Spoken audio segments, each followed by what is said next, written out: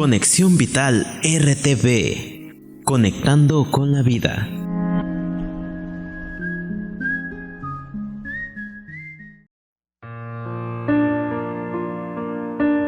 Jueves Santo. Desde la parroquia Los 12 Apóstoles, en Catemaco, Veracruz. Preside el presbítero Teodulo Morales Meso. Este 1 de abril, A las 9 de la noche. por Conexión Vital Radio. Pasa por aquí.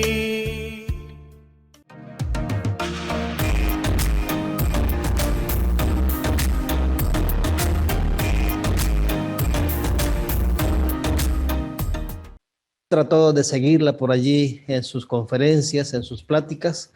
Personalmente quiero decirle que a mí su testimonio me ha impresionado tremendamente. He comprendido lo que en muchos años de estudio de teología no he comprendido. A través de su testimonio comprendí muchísimas cosas.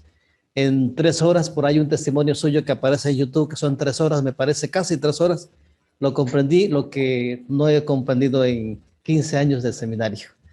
Qué privilegio, ¿no? Poder estar con usted. Yo la conozco por ese testimonio suyo, pero quisiera pedir un favorzote. Estamos en la Semana Santa. Un servidor es vocero de la diócesis de San Andrés Tuxtla y director de esta radio, Conexión Vital Radio, le llamamos eso al organismo oficial de la diócesis. En este momento estamos sin obispo, estamos esperando a nuestro 6º obispo porque el que teníamos aquí ha sido cambiado al centro del país. Pero estamos viviendo la Semana Santa en familia. Esta entrevista que usted hoy gentilmente me regala está enmarcada dentro de lo que le hemos llamado la Semana Santa en familia. ¿Sí me explico, verdad? Sí, padre. Entonces, yo la conozco, pero para quienes de pronto no la conozcan, quisiera hacerle 3 preguntas. Primero, ¿quién es la doctora Gloria Polo?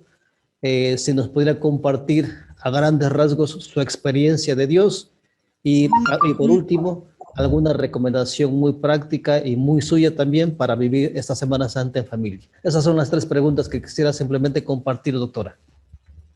Padre, no tienen el permiso para ir a la iglesia. Perdón, a ver si me ayuda aquí mi equipo para subir un poquito porque casi no escuché. ¿Me puede volver a repetir? ¿En México están en restricción o si pueden ir a la Santa Eucaristía presencial? No, doctora, en México estamos restringidos, no estamos al 100, pero de alguna manera yo, a diferencia del año pasado, estoy percibiendo que ya hay más participación. De por sí la gente tenía cierto miedo y ahorita ya como que ya hay más participación. Yo estoy valorando un poquito que, a diferencia del año pasado, hoy la gente está participando en un 50%. Pero están yendo a la Santa Eucaristía. Estamos celebrando la Santa Eucaristía con público, con feligreses restringidos. Se está viviendo la Semana Santa, pero la gran mayoría está todavía resguardada. Entendí. A propósito, ¿cómo están ustedes por allá viviendo esta contingencia? Pues también esperando el tercer pico de la pandemia, Dios no lo quiera. Perdón, doctora, perdón que la interrumpa, voy a pedirle a mi equipo que me cierre aquí la cabina y que me suba un poquito el volumen nada más de mi monitor.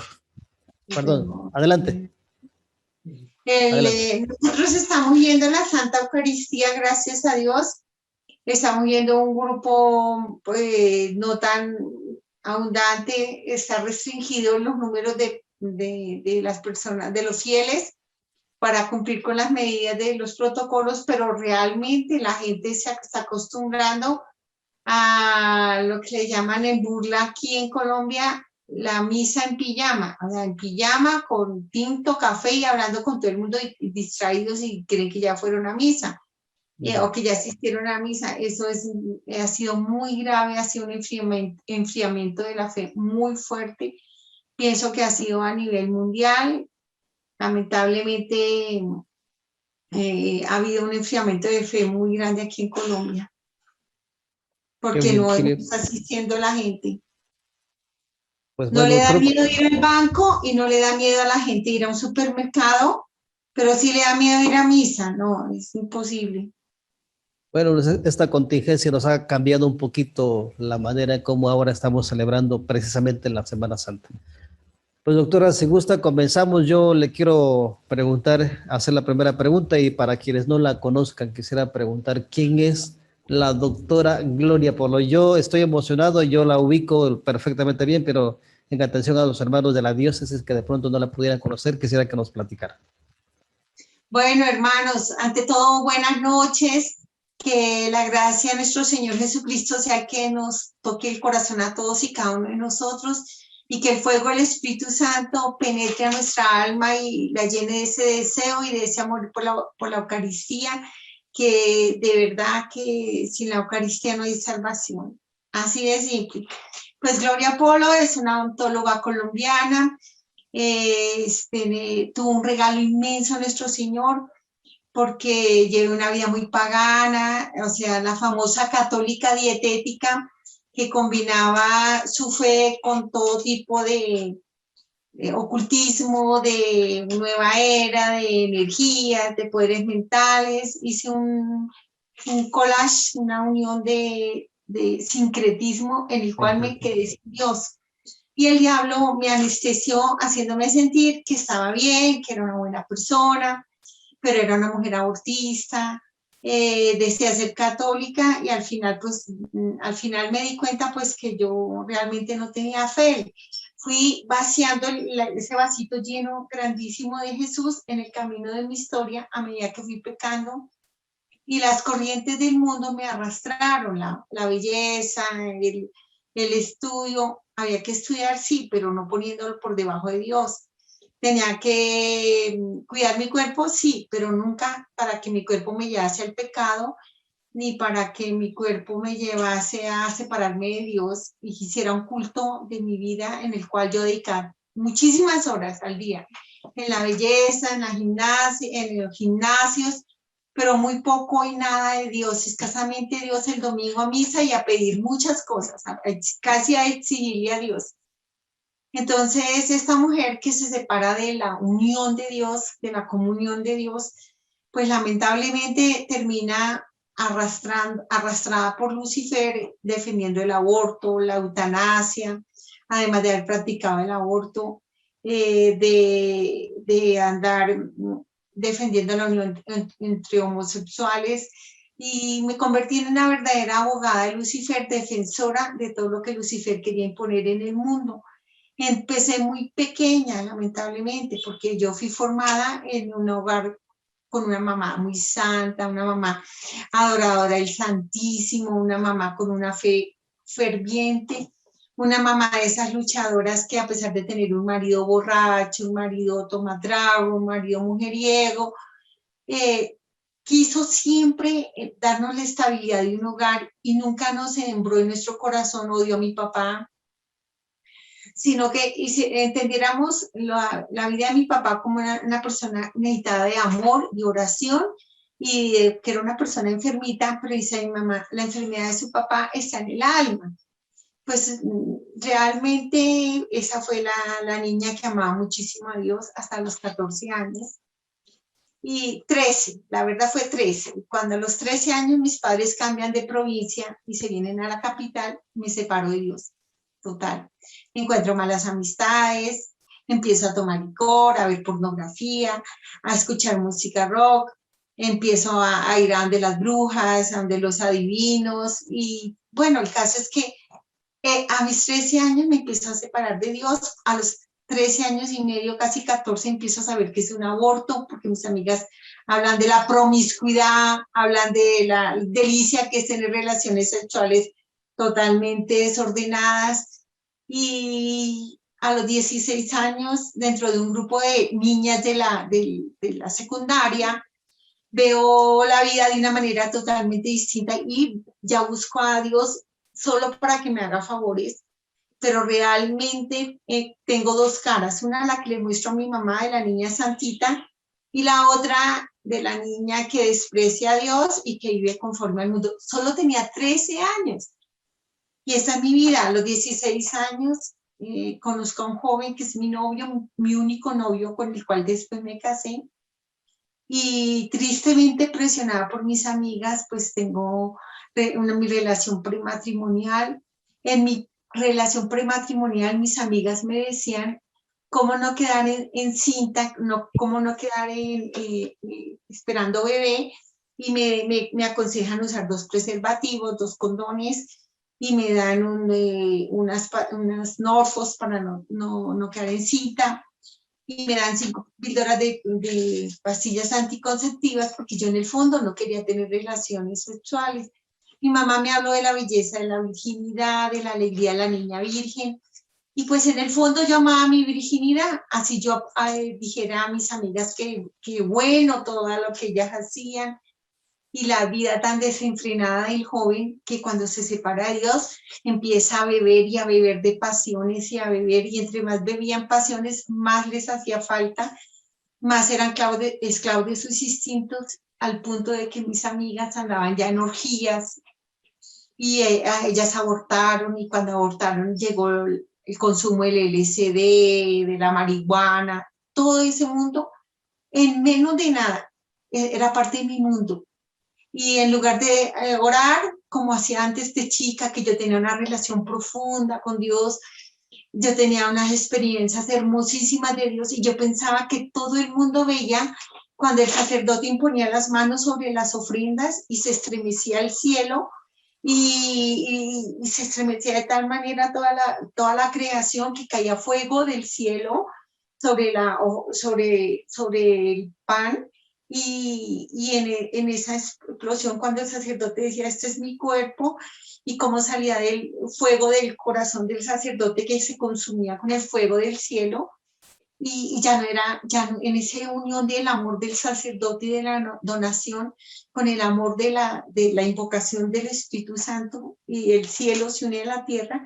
Yo veía eso de chica, y se hacía una explosión inmensa, y ya veía el corazón de Cristo ahí palpitando vivo, en unas manos del sacerdote, y veía ese cáliz lleno de sangre purificando toda la creación, y toda la humanidad entraba a un eterno presente a un solo tiempo, donde no había ni pasado, ni presente, ni futuro, una plenitud inmensísima. Yo tenía esa experiencia desde muy chica, desde muy pequeña, y yo pensaba que eso era común para todo el mundo, que todo el mundo veía esto, y para mí era algo tremendamente hermosísimo ir a una santa misa, y a veces a mí me regañaban porque cuando yo veía que el sacerdote empezaba en esa epiclesis, en esa invocación, cómo se estremecía todo, y yo veía los ángeles postrados en adoración en ese momento tan inmensamente maravilloso de amor, tan grande, y a mí se me estremecía el corazón. Yo sentía que el corazón se me ponía grande, lleno de fuego, y que yo no iba a poder con tanto amor. Cuando yo estaba, y desde pequeña yo tenía esa experiencia de ver esto cuando mi mamá me llevaba a la Santa Misa. Por eso es más triste una niña que tuvo tanta experiencia de Dios, tanta unión y tanta cercanía con Dios. Qué tristeza una niña que hasta quería ser religiosa, sintió una pasión muy grande para entregarme por completo a Dios. Claro, tampoco recibí ese apoyo en mi familia, porque para mi familia era una vergüenza un sacerdote, era una vergüenza una religiosa. Si alguien decía que alguien quería ser religiosa, decía, pero es que es bien bonita, es bien linda, no necesita irse a encerrar en un convento. En un convento se encierran, son las solteronas que no consiguieron marido, o las frustradas, decían así. Entonces, claro. Pero no, yo sentía ese fuego de ser de Dios, pero bueno, tampoco supe tener esa experiencia de encuentro de mantener mi unión con Dios. Además, tenía experiencia muy fuerte con la Santísima Virgen María, porque yo desde pequeñita, a mí me enseñaron a hacer el rosario. Mi mamá desde pequeñita nos sentaba a todos sus hijitos a hacer el Santo Rosario diariamente, y al punto que yo me aprendí los misterios del rosario, y yo cuando hice mi primera comunión, que mi madre tiene que irse a la capital por situación de salud, yo seguía haciendo el rosario, y yo le decía, Virgencita, te entrego mi oración para que salve las almas. me salía del alma. No, ni siquiera alguien me decía, tienes que pedir por las almas, ni siquiera podía tener de pronto la conciencia de que era salvar almas, pero me salía del alma. Y yo siempre, hasta mis 13 años, casi 14, 13 y medio, yo hacía el rosario, toda la coronilla del rosario, y yo siempre decía, madre, por las almas, madre, por las almas. Y llegar a Bogotá y verme deslumbrada de la capital y y sentirme con complejo de inferioridad porque era pobre, porque era humilde, o sea, empecé a sentirme que yo era inferior a los demás. Y mis padres me entran a un colegio de niñas ricas y ahí es donde encuentro mi muerte del alma, porque empiezo a pensar en la belleza del cuerpo, en mostrar mis senos, en usar faldas cortas, en exhibir mi cuerpo. Claro, lo que es el poder de la oración de mi mamá. Gracias a la oración de mi mamá, yo no me fui más abajo, porque yo era para que me hubiera convertido en una prostituta muy pequeñita. Mis amigas me presionaban porque yo no iba a tener relaciones sexuales en las orgías y en todas estas partes. Y yo decía, no, yo sí no, hasta por allá no, yo cuando esté enamorada. Y de hecho era presionada por mi virginidad y me hacían sentir muy mal por mi virginidad. Me hacían sentir acomplejada y cobarde de ser virgen. Y esa es la mujer que empieza a pecar, a la niña que empieza a llenarse de pecado, y ese vasito que Dios había llenado de su presencia, yo misma, el pecado que es vivo, porque la gente piensa que el pecado es el nombre de una mala acción, no, el pecado es una criatura viviente que entra dentro del alma de nosotros, y a medida que ese vasito que está lleno del amor de Dios, ese vasito que es nuestra alma, que está revestido de la gracia divina, ha sido lavada por la sangre de Cristo cuando nos confesamos, y que el corazón del sacerdote abierto por el mismo Dios, ungido por el mismo Dios, santo o pecador el sacerdote es un marcado por Dios desde la eternidad, y de ese corazón abierto, de ese sacerdote, ver cómo sale Jesús sangrando y arranca todos los pecados que decimos con su sangre y deja nuestra alma limpia y rompe todos los pagarés que le hemos firmado al demonio, y ver un alma limpia por la gracia de nuestro Señor Jesucristo, por su amor santo. Pues esto que yo viví en mi experiencia de vida sacramental, que era muy lindo, la paz que tenía uno en el corazón, a pesar de tener un hogar difícil, de pasar hambre, de no tener para las cosas básicas, esa paz de la presencia de Dios en el corazón, pues esa fue la que perdí.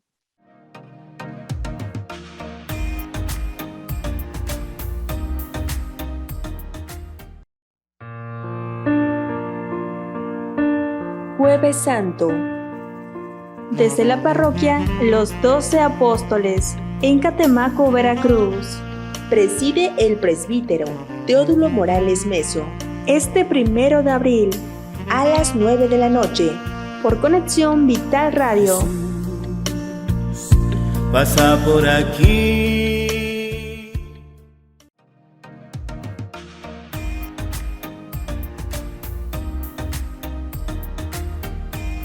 Lentamente y sin darme cuenta fui cambiando a Dios y entré en el pecado de la idolatría. Y Dios fue bajando en mi vida y fue subiendo todo, la música, las idolatrías, la brujería, la soberbia, la vanidad, y me fui despojando lentamente en el camino de mi vida. ¿Qué pasa después? Tristemente, cuando yo tengo mi relación sexual con mi novio, quedo esperando un bebecito, y entonces entra el pánico. ¿Yo qué voy a hacer con mi vida? Tengo solo 16 años, mis padres creen que soy una niña buena. La angustia, la tristeza de haber perdido la virginidad, porque la virginidad es algo bello. Mi mamá me decía, tu virginidad, hija, guárdala para cuando te cases, entregarás esa pureza y Jesús unirá los anillos de ustedes dos con el de él, porque son 3 los que hacen ese hogar, son 3 los que se van a amar, son 3 los que van a estar ahí caminando en la vida. Cuando ya se sienta que el amor se acaba, ahí va a estar Dios, va a estar el Espíritu Santo jaloneando ese hogar. Y sí, es verdad, cuando uno se casa, la cama sacramental está llena del Espíritu Santo y de la pareja que se ama con su alma, con su cuerpo, que se respeta, que está abierta a la vida, pues sabe vivir la experiencia de Dios vivo. Y es tan grande la experiencia del Dios vivo que una olla pequeñita donde están los dos se va creciendo y se va agrandando por cuando llegan esos hijos y esos padres que se donan y se entregan y le dan el tesoro más grande a sus hijos, que es formar hijos para Dios, formar hijos en el amor de Dios, porque ese es el mayor tesoro que le podemos dar. Vea, una casa está o no está. Un estudio, bueno, sí, hay que formar a nuestros hijos, hay que educar a nuestros hijos, pero si tú formas hijos sin Dios, vas a levantar criaturas frustradas que van a buscar una alegría y una felicidad en las personas, en las criaturas, en las cosas, en la droga, en el licor, en cuantas cosas, pero van a sentir ese hueco que nosotros como padres teníamos que haber formado, sembrado en el corazón. Nuestros hijos traen en el corazón de ellos el fuego del amor de Dios, pero somos nosotros como padres que tenemos que cuidar y formar estos hijos. Y Dios siempre está ahí. Entonces, bueno, toda esa formación yo la tenía y la viví hasta mis 13 años, pero a mis 16 años, cuando ya estoy con un bebecito en mi vientre, estoy tan llena de pánico, mis amigas me presionan, tienes que abortar. Si tú abortas cuando está muy chico, no te vale mucho dinero, pero si tú dejas que el bebé crezca, te va a valer una fortuna. Y entonces yo le decía, no, yo no quiero hacer eso, además no tengo dinero. Me decía, no seas estúpida, no vas a destruir tu vida. Mira, el primer aborto da tristeza, pero ya uno toma licor, baila y hace aeróbicos y ya parrandea y ya se le olvida a uno y ya poco a poco no le duele. Ya el segundo aborto ya no duele tanto y el tercero ya no siente uno nada. Imagínense la calidad de niñas que empezaron a beber de las pasiones del mundo. La diferencia entre ellas y yo es que sus madres las llevaron a las niñas cuando tuvieron su primer periodo a que les enseñaran a tomar las píldoras anticonceptivas, les traían los preservativos de Estados Unidos, les enseñaron a que podían divertirse. Mi madre me hablaba de virginidad, mi madre me hablaba de Dios, mi madre me hablaba de comunión con Dios. Entonces mis amigas me decían que era que mi mamá, como no había estudiado, sino hasta la tercera de primaria, era una mujer bruta, sin inteligencia, y por eso me enseñaban esas cosas. En cambio, sus madres, que eran millonarias, que tenían mucho estudio, les habían dado esto. Y que me encontré yo con amigas que ya a sus 16 años tenían 3, 4 abortos encima, que consumían el LSD, que andaban en orgías. Pero ya a los 16 años tuve la experiencia más dolorosa de mi existencia. Yo me enamoré de mi bebé después de que pasaron los meses y yo escondía mi barriga y empecé a amar a mi bebé y me parecía tan lindo que yo tuviese un bebé, pero yo decía, yo bebé te voy a salvar la vida, pero no tenía recursos, era muy pobre, no tenía ningún apoyo y mi esperanza era que mi novio, que tenía 17 años y yo tenía 16, me dijera, sí, nos escapamos, tenemos a nuestro bebé. Cuando yo ya no podía esconder mi barriga, mi mamá me decía, tú estás gorda, Gloria, ¿qué te está pasando? Y yo ya era muy difícil esconder más mi maternidad. Le digo a mi novio, oye, estoy esperando un bebé, y él pega el grito, no puede ser, es imposible. Yo le dije, sí, estoy esperando un bebé. Y le digo, ¿qué vamos a hacer? Y me dice, tú eres una niña, y si era niña. Yo soy un niño de 16 años, tú también, de 17, tú tienes 16, no podemos destruir nuestra vida, hay que abortar. Cuando a mí me dijeron esa palabra, de aborto, yo sentí como si hubiera abierto una boca negrísima y me hubiera atrapado y me quedé sin rumbo, me quedé sin poder pensar, me quedé sin esperanza. Me quedé al vacío y yo le lloraba y le decía, no, por favor, mira, por favor, yo amo a mi bebé, no hagamos esto, escapémonos, tengamos a mi bebé. Y entonces él me decía, oh, Gloria, no podemos.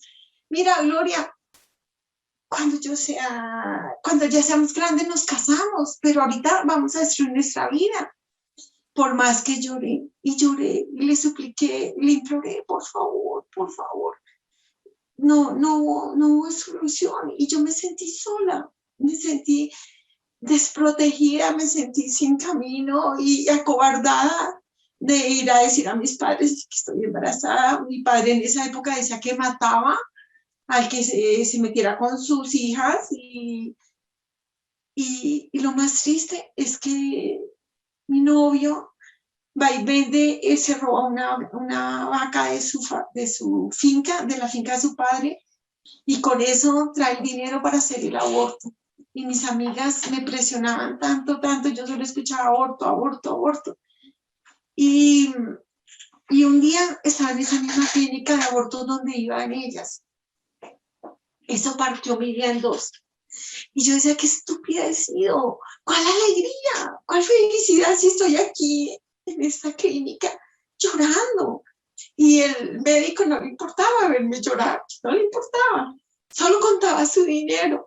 Y ese médico se hizo millonario con mis amigas, con todas las jovencitas que tontamente creen que ser felices es tener relaciones irresponsables, de esta manera tan loca, tan irresponsable, tan sin Dios, es que esto es la vida sin Dios. Y fue muy triste cuando en esa clínica de abortos el médico me anestesia, fue tan doloroso, yo en una camilla, sin ropa, con una camisilla, y ver cómo el médico, el señor después me muestra cómo el médico destroza a mi bebé en mis entrañas, le quita una piernita, el bebé le duele.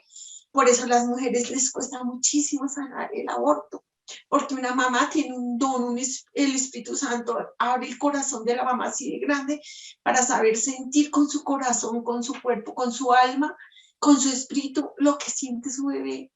Y por eso es tan duro esa sanación, porque para la mujer siempre va a escuchar el grito de su bebé, siempre. El grito cuando el médico lo está matando. Y lo más triste es que dicen que el bebé empieza a ser bebé, que cuando tiene 4 meses, 3 meses, mentira. En el momento en que se une el óvulo y el espermatozoide, hay una explosión inmensa y el fuego de Dios está ahí. El bebé tiene un alma adulta, madura, pleno entendimiento, plena sabiduría, con dones, con talentos, habla con Dios, se goza con Dios, así no tenga cerebro, así todavía no tenga dedos, así no tenga manos, no tenga nada, no tenga corazón. En el mismo momento de la fecundación tiene el soplo divino, ese soplo, ese fuego que sale del soplo de Dios, y de ahí empieza esa alma, y se infunde esa alma de ese bebé. Y es un bebé que tiene una misión, que viene al mundo a hacer su obra. Por eso es que los seminarios están desocupados, porque el diablo sabe ver en nuestras entrañas si hay un sacerdote, porque el alma de un bebé sacerdotal tiene un fuego inmenso, viene herido por Dios. Lo mismo que una religiosa tiene esa herida, obvio que no es de la misma inmensidad de luz del sacerdote, y el diablo sabe ver que, y siempre va a intentar que esa mamá mate a ese bebé o esa niña. Pues mire, a mis 16 años salgo destrozada y me hundo en el alcohol. Total. Y mi novio también se hunde en el alcohol. Empezaron a decir que chévere, que yo como tomo, que yo como bailo, que yo como me divierto, porque yo empecé a anestesiar mi vida. Y sí que la anestesia total, la poca resistencia que yo les tenía a no dejarme hundir hacia el mal, se me acaba. Lo único que sí fue que nunca me acosté con ningún otro hombre que no fuera mi novio, que fue mi esposo después. Pero lamentablemente los dos empezamos muy mal. Todo lo hicimos mal, la relación prematrimonial, el asesinato, porque pueden decir lo que quieran, pero ese es el peor de todos los crímenes, el peor de todos los pecados delante de Dios. Y eso es una excomunión que nosotros mismos buscamos, porque si Dios es vida y tú matas la vida y la vida de tu bebé, sales tú misma del corazón a tu propia voluntad.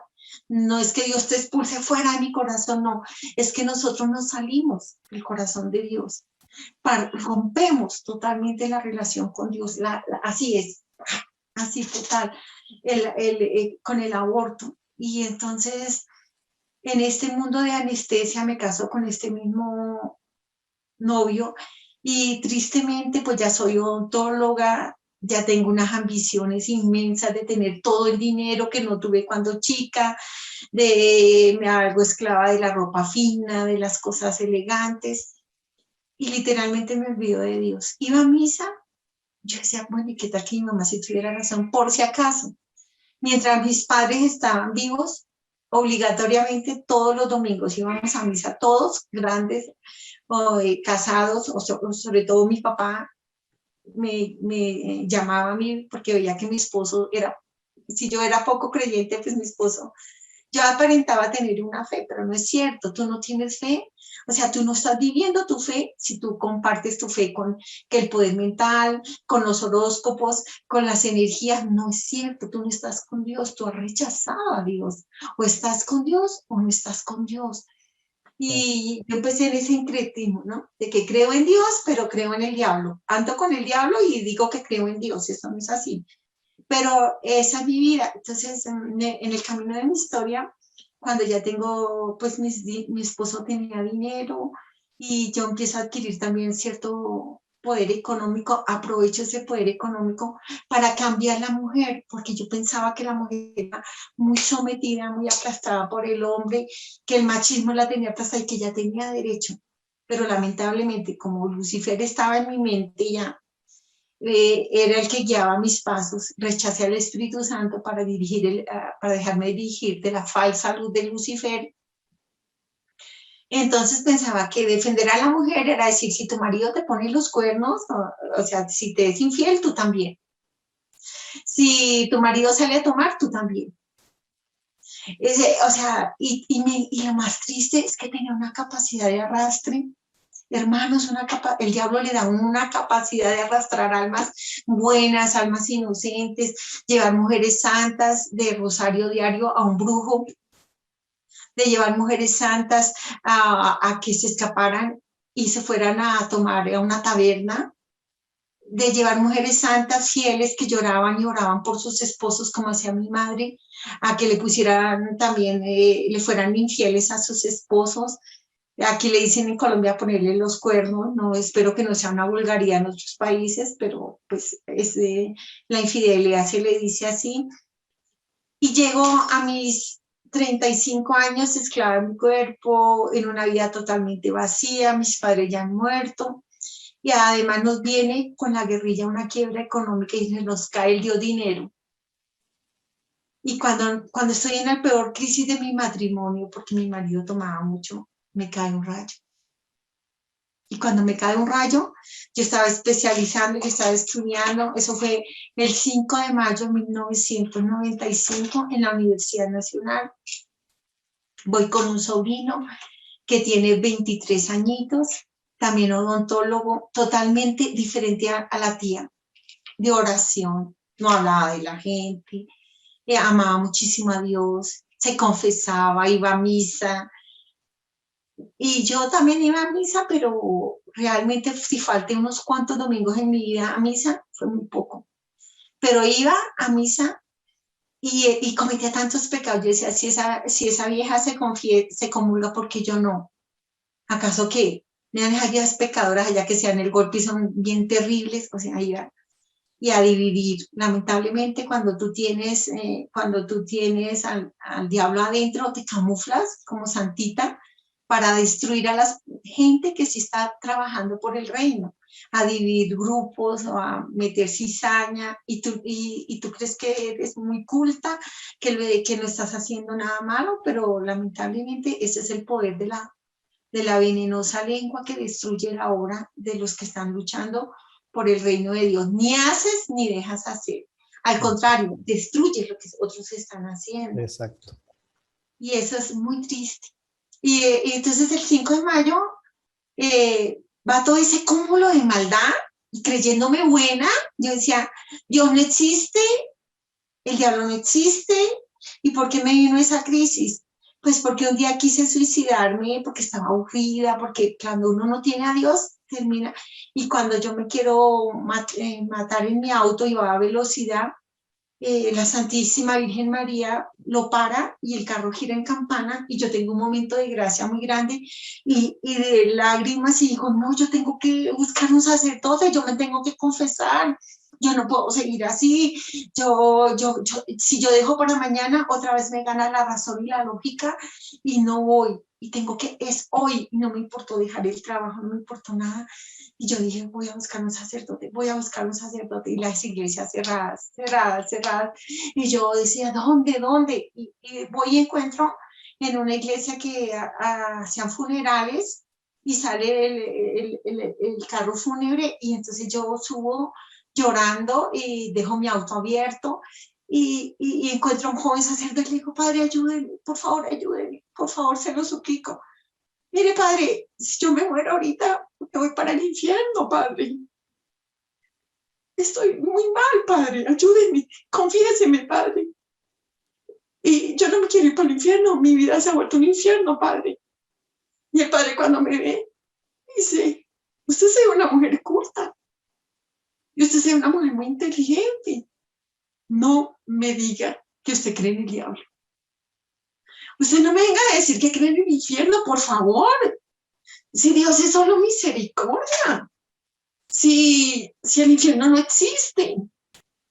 Miren, ese padre, lejos de darme un consuelo, así me aplastó. Me aplastó por completo. Y yo sentí como cuando cometí el aborto que me fui a un hueco profundo. Sentí como si mi alma se rodara y si hubiera abierto una boca del mismísimo infierno y se hubiera cerrado. ¡Pah! Eso fue pocos años antes de que me pasara lo del rayo. Entonces yo empecé, pero ¿cómo así? A mí me han dicho que hay un Cristo en la cruz porque me ama y está pagando un precio de sangre por mí. Es un Cristo que me está rescatando después de las tinieblas, que me está liberando de la muerte en mi alma. Y si no existe Cristo, si no existe el diablo, pues ¿de qué me está liberando ese Cristo? ¿A qué se vino a una cruz? ¿De paseo? Y entonces yo estaba andando ya como entre personas muy ateas, pero en el fondo tenía esa llamita de la fe, de algo que me quedaba de la formación. Pero cuando me dicen eso, fue tan triste, padre. Eso fue tan triste porque empezó una crisis existencial peor porque en el fondo, a pesar de mis pecados, yo tenía como esa experiencia de haber vivido con Dios, de haber tenido experiencia de Dios. Y cuando el padre dice eso, yo pensé, pero no existe Dios. Yo llegué a una conclusión. Los ateos tienen razón. Ellos tienen razón, Dios no existe. Y lo que hay que hacer es bueno. Yo miraba a esa gente atea. Yo veía que era gente generosa, que ayudaba a los pobres, que buscaban como una mejor sociedad, claro, sin Dios, lamentablemente. Y veían a la gente sin Dios como gente inferior, como gente que no tenía ningún estudio ni ninguna formación mental ni intelectual y que por eso tenía que imaginarse en un Dios que los dirigiera. Entonces yo llegué a esa conclusión y yo empecé a ver a la gente como poco intelectual, y me agarro porque yo necesitaba agarrarme de algo. Y yo me agarré tristemente de los ateos.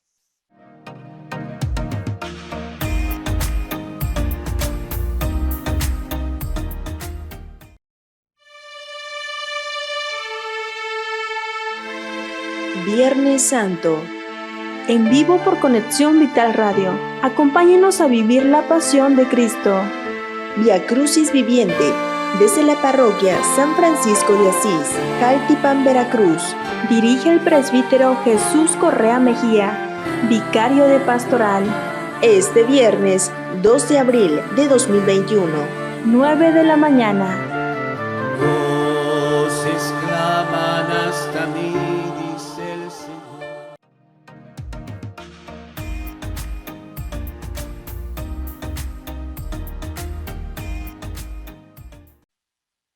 aunque no me uní a ningún grupo, ni me metí ni con masones, ni con nada, no, pero me empezaron a atraer y yo me empecé a aproximar hacia ellos poco a poco. Lo hacía con cautela porque yo decía, no quiero otra golpiza como el de haber creído toda una vida en un Dios que no existe. Y estaba en esa crisis que a nadie le aparentaba. El que me miraba decía, uy, tan alegre, Gloria. En las fiestas es la que más baila, la que más se ríe, la que hace bromas.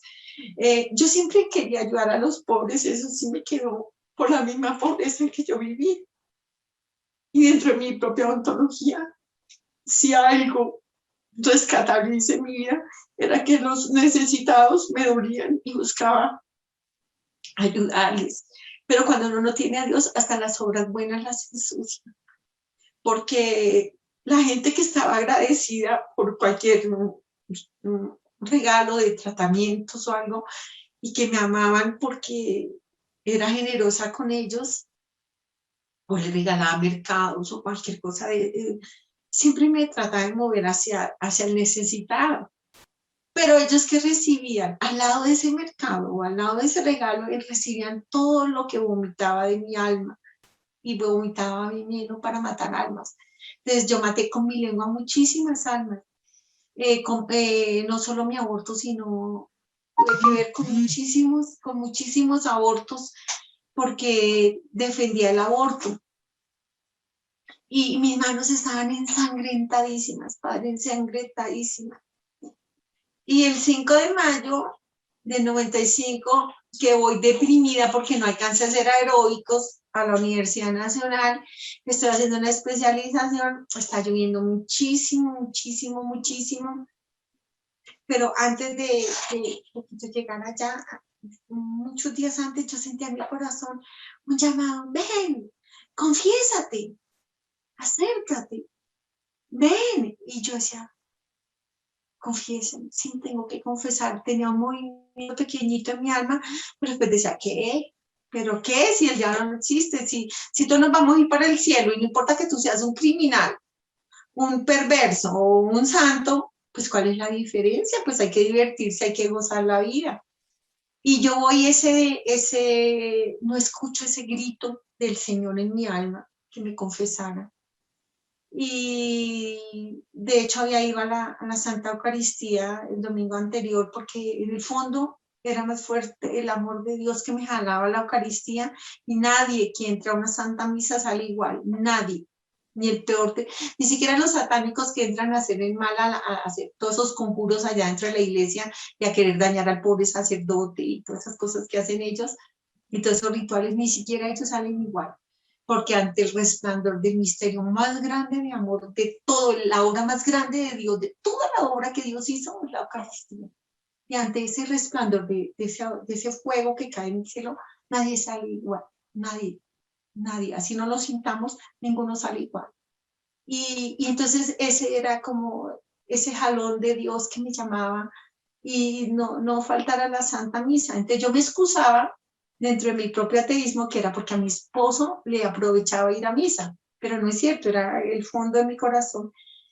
El domingo, ese día, era un viernes, eran las 4:30, llegamos a la Universidad Nacional con mi esposo que nos acompañó, mi sobrino, los dos estudiábamos y teníamos que recoger unos libros en la facultad, estamos haciendo un posgrado.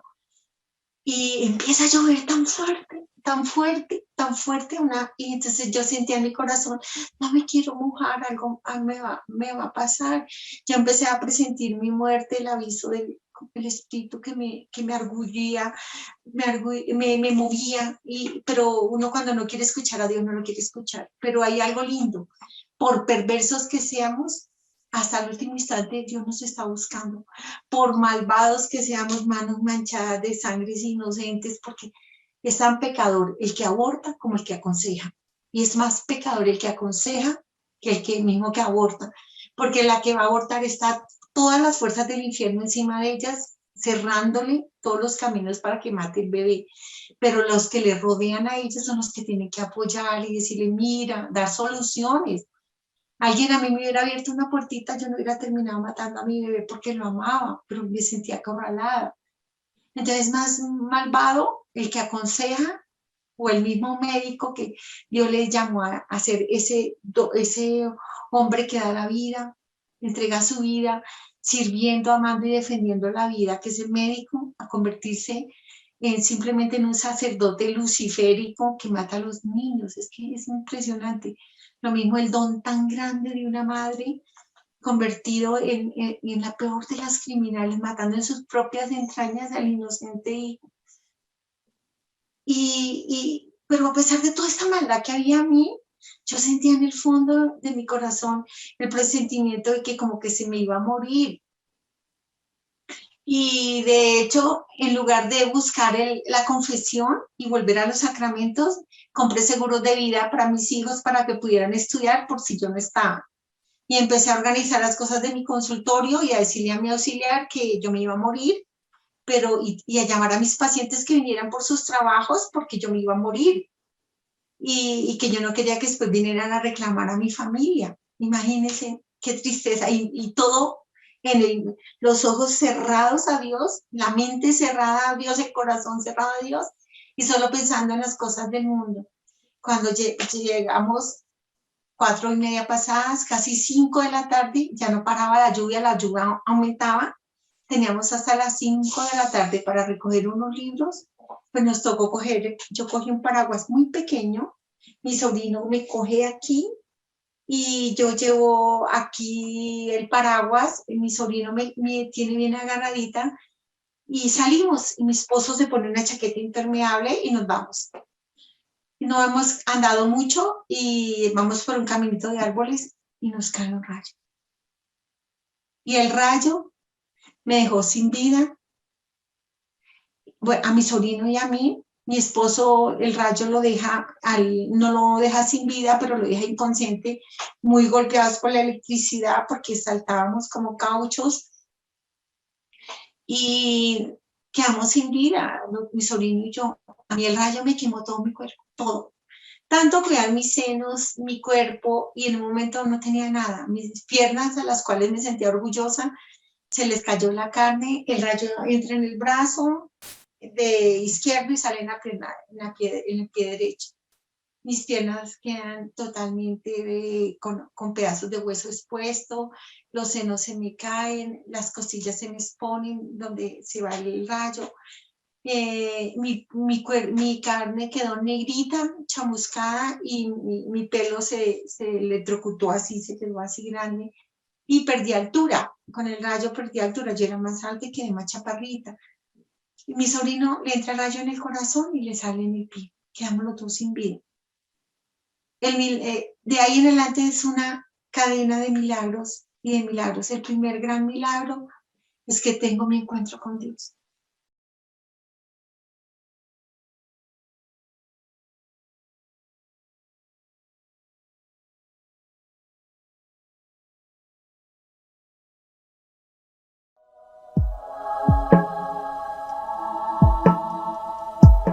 Domingo de Pascua, Presidida por el presbítero Aarón Reyes Natividad.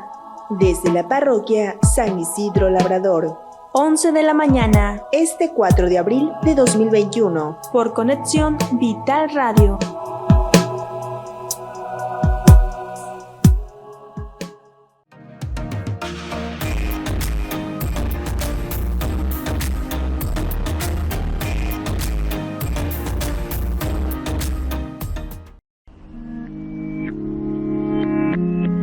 Conexión Vital RTV. Conectando con la vida.